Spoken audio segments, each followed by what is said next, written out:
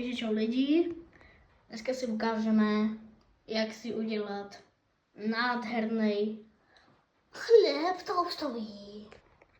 První si vezmeme naše 2 chléby toastový. Potom si otevřeme kečup. Kečup jemný. Takže kečup jemný.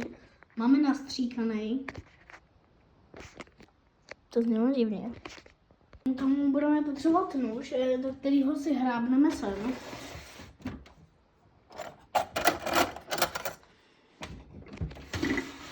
Potom si tímhletím krásným nožíkem natřeme tady tu.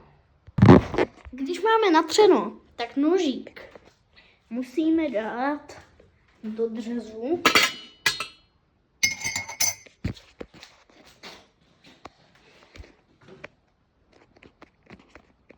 Šunku si taky budeme potřebovat. A tu takhle vezmeme. A dáme ji na tohle. Samozřejmě s tím nešetřete, dejte tam 2 šunky. Potom tady tu šunku, kterou jste právě je vybalili, nebo zabalili, nebo já nevím, jakou šunku máte, tak ji krásně zabalte.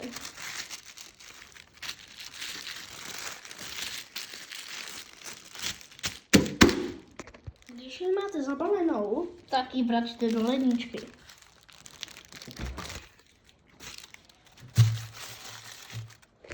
Potom ten chleba dejte takhle. Potom si taky takhle vezmeme talíř.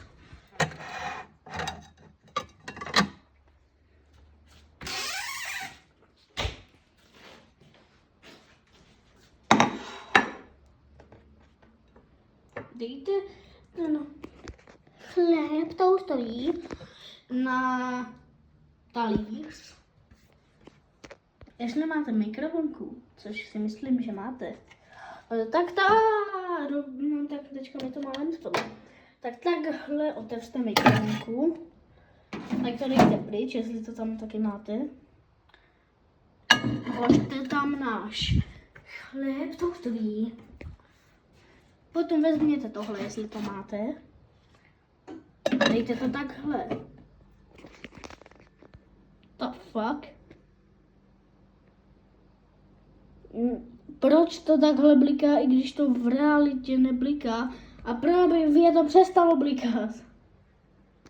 Tak potom tady dejte na 1 minutu, 10 sekund, 20 sekund, 30 sekund, 40 sekund, 50 sekund stačí. Potom takhle stiskněte tlačítko.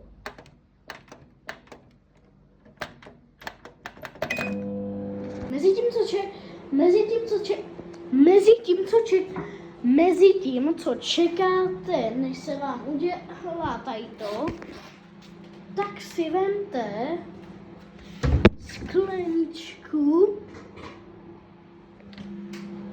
To by nemělo dělat. Já tady žádnou nemám, tak si tu svoji opláchnu. Když ji máme opláchlou, tak si ji dejte krásně sem. Když už to máte hotový, tak si takhle vezměte kolu a otevřte ji. Když ji máte otevřenou, to takhle krásně nalejte.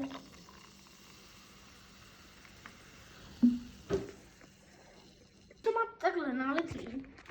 Přijděte k mikrovlnce, otevřte ji, tady to dejte pryč.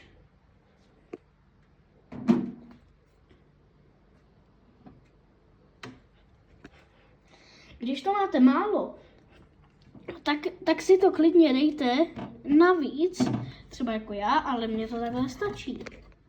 Potom tak si takhle uklidíte potřeby, takže potom se vám ozvu.